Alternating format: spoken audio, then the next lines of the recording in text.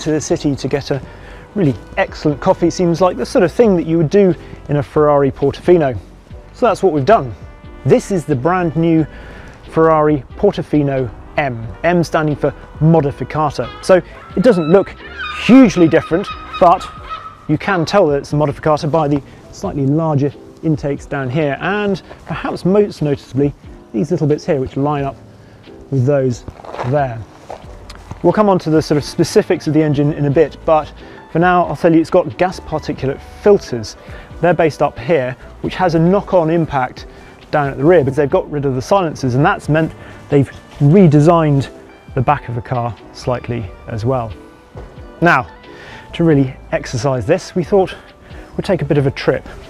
We can't go to Portofino, obviously, in Italy, but we can go to the seaside. So that's where we're going. Maybe get an ice cream. It's then going to be the sort of filmic equivalent of an affogato, isn't it? Now, because you were all no doubt marvelling at the fact that the car's paint matched the door on the house behind, you might have missed the new optional forged alloy wheel design. Rather like a modern version of the 5-pointed star Speedline split rims that were on 288 GTOs and F40s, I think. Anyway, helping me get out of the parking spot was the newly available 360-degree camera system. Then keeping watch over me as I drove through town and offering help if required on the motorway were the newly available ADAS, or Advanced Driver Assistance Systems. Things like lane departure warning and blind spot detection. Here we are then, on our way to the beach. Specifically, Weston-super-Mare. I think the first thing to say about this is that it does actually feel like quite a usable Ferrari. That's obviously what they've intended for it, but just driving around Bath, it didn't feel intimidating, despite the fact this is obviously a left-hand drive car in the UK. All the visibility feels pretty good. This interior, it's not obviously the latest iteration of a Ferrari interior, because the Roma, the SF90 have got the haptic switches on the steering wheel, they've got the big screens for the dash there. I probably prefer this layout in many ways. I didn't actually mind the haptic switches, but there is something, perhaps I've just got used to this. It certainly works, and I love the big silver rev counter in the middle there. I also really like this tan leather, I think it's called Tortura, and semi-aniline leather. It really adds quite a lot of luxury to this interior. In terms of comfort, well, we've obviously got the roof up at the moment, and to be honest, you wouldn't know that it went back. You wouldn't know that this wasn't a coupe. It feels very relaxed, actually. It's pretty quiet, it's quite undemanding. The steering doesn't seem quite as sort of hypersensitive as some other Ferraris. Even the Roma felt more alert, I suppose, than this, which is rather nice. This it's very easy. It's not intimidating. The ride's very good as well. It's not that really plush ride of a Bentley, but it's not harsh in any way either, and it just seems to cosset. You don't get that sort of firm second ride that is sort of I suppose a trademark of most other Ferraris. You still feel like you've got really good connection to the road, but it's just a little less firm, I suppose.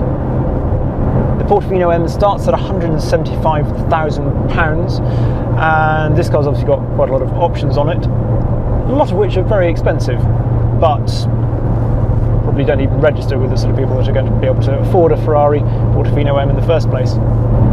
Right, I think that's pretty much enough of the motorway.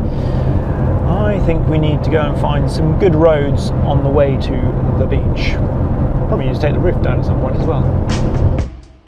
So we left the multi-lane stuff behind and headed across country. Music, maestros, please. I could have chosen to drive along at up to 28 miles an hour while putting the roof down, but when this charmingly dilapidated building presented itself, it seemed like a backdrop not to be missed. Plus it was easier to film it static. Then we were on our way again, touring the lanes. Of course, as much as it was nice to check that the Portofino M's GT credentials were up to snuff, we also needed to see if it had dynamics befitting of the prancing horse, and this road snaking through the fields provided the perfect opportunity. The big thing for the M when you find a good piece of road is that we've now got a 5th mode on the Manettino. We can move it to race. Ferrari says that this is the fun to drive mode, and it introduces the FDE or Ferrari Dynamics Enhancer, which essentially allows you to have more slip before the systems step in. There is also more power to play with in the Portofino M.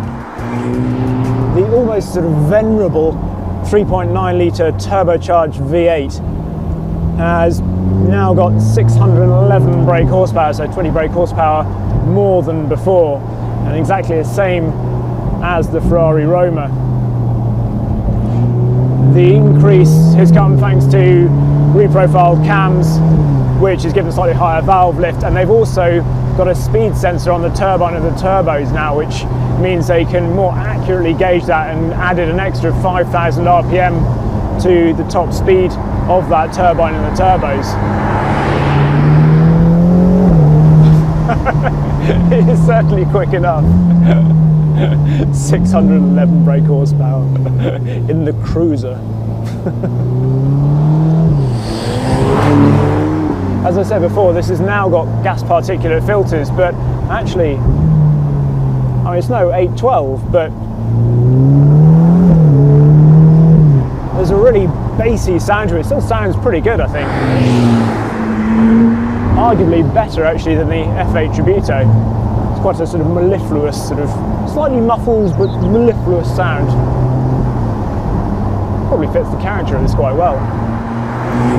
Perhaps the even bigger change than the engine is the gearbox, which is essentially the gearbox from the SF90. It's the same as the one in the Roma, but it was first seen in the SF90. Compared to that, it's got taller ratios. It's also got a mechanical reverse, because obviously this hasn't got the hybrid system, the electric motors of the SF90. The biggest difference compared to the box that was previously in the non-M Portofino is that it's now got 8 gears instead of 7. That's meant they've been able to shorten the ratios in the lower gears and lengthen them in the upper gears in 7th and 8th. The gearbox is also slightly lighter overall, and it can cope with more torque, so another masterpiece from Ferrari in terms of their gearboxes. The effect of those shorter ratios and the increase in power is not so noticeable in the 0 to 62 mph time, which at 3.45 seconds is just 0.05 of a second quicker than before. However, the 0 to 124 mph time, which is 0 to 200 km/h, is a whole second swifter at 9.8 seconds. Slowing its 1664 kilos, that's a curb weight by the way, down again are the usual carbon ceramic brakes. But Ferrari has focused on giving the driver more precision in the M, with a 10% reduction in the pedal travel to aid precision and responses. They certainly felt good to me.